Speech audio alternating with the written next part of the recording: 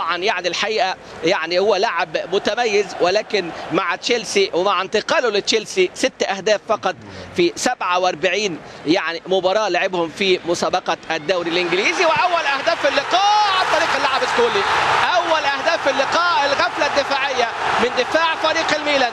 وادي امامنا سكولي في الدقيقه 30 يتقدم لجنوا. ادي امامنا الفرحه لرئيس نادي جنوا انريكي بيرزاتسي في اللحظه الماضيه. الاتزان مهم في الاداء، لكن الاتزان يعني من الجماهير في هذه اللحظه بقى يخرجوا عن اتزانهم ويخرجوا عن شعورهم، لان اللاعب سكولي يستغل هذه الغفله. شوف حضراتكم التحرك الجميل، ادي اللمسه الحلوه دييجو ميليتو اللاعب القادم من ريال ساراغوسا بعد 3 سنوات اعاره. شوف اللمسه، شوف اللمسه دي ليه يعني هو الشريك ب 50% في الهدف. وسكولي بقى لا يتوانى التوقيفه وعلى طول صعب قوي على الحارس كريستيان ابياتي. ادي امامنا الجمله وادي امامنا الرقابه، ويعني هرب بذكاء.